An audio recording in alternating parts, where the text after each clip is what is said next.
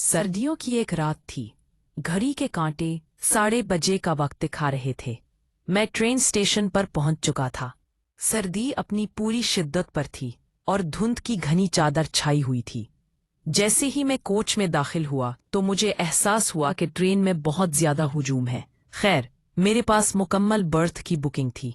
मैं रश को चीरते हुए जब अपनी बर्थ तक पहुंचा तो वहां पहले से ही कोई खानदान बैठा हुआ था। एक दरमियानी उम्र की खातून, साथ में 2 नौजवान लड़कियां और एक छोटा लड़का जिसकी उम्र शायद 8 या 9 साल होगी। मैंने खातून से कहा, आंटी, मेरी सीट खाली कर दे है ये मैंने ये बुक करवा ली है। वो कहने लगा, बेटा, मैं जवान लड़कियों को लेकर कहाँ बैठूं? गाड़ी में तो पाँव रखने की जगह भी नहीं है। दोनों लड़कियां, जो शायद इस खातून की बेटियां थीं, उम्मीद भरी नजरों से मुझे देख रही थीं। है, मेरे दिल में हमेशा की तरह रहम आ गया और मैं उनके और छोटे भाई के साथ सड़क पर बैठ गया। गाड़ी चल पड़ी और रफ्तार पकड़ने लगी। साथ ही सर्दी ने बदन को टकराना शुरू कर दिया। मैंने बैग खोला और गरम चादर निकालकर बदन पर डाल ली और अपने मोबाइल में गुम हो गया। मुझे बार बार ऐसा महसूस हो रहा था कि एक लड़की मेरे चेहरे को बार बार देख रही थी, लेकिन मेरी हिम्मत नहीं हो रही थी कि गर्दन मोड़कर उसकी तरफ देखूं। मैं तो ये सोचकर परेशान हो रहा था कि इतना लंबा सफर बैठकर कैसे कटेगा।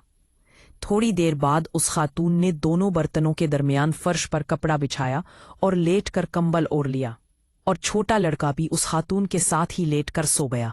अब बर्तन पर मेरे साथ दोनों लड़कियां ही रह गई थीं। एक लड़की ने मुझसे कहा कि आप लेट जाएं, हम आपके पांव वाली तरफ खींच बैठ जाती हैं। मैंने बैग सर के नीचे रखा और चादर कर नींद के हवाले हो गया। थोड़ी देर बाद मुझे ऐसा लगा कि एक लड़की जिस मेरे पांव को छू रहा था। मैंने अपने पांव थोड़े पीछे कर लिए, लेकिन चंद मिनट बाद ही हगड़ने लगा। मैं समझ गया कि सेरा असका जिस्म मेरे पांव, लड़की जानबूझकर ऐसा कर रही है। मैं चुपचाप लेटा रहा। फिर मैंने चादर थोड़ा सा बाहर निकल कर देखा तो मुझे पता चला कि डब्बे में लाइट बंद है। इतना अंधेरा था कि हाथ को हाथ दिखाई नहीं दे रहा था, और लड़की इसी अंधेरे का फायदा उठाना चाहती रही थी। मेरी नीयत में भी शैतान ने शरारत शुरू कर दी थी। मैंने सोचा कि अगर वो खुद चलकर मेरे पास आ रही है तो मुझे क्या एतराज है।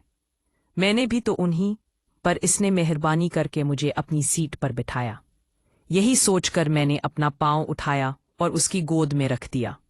वो अपनी उंगलियों से मेरे पांव के साथ खेलने लगी। मेरे जिस्म में एक अनोखा एहसास जाग रहा था।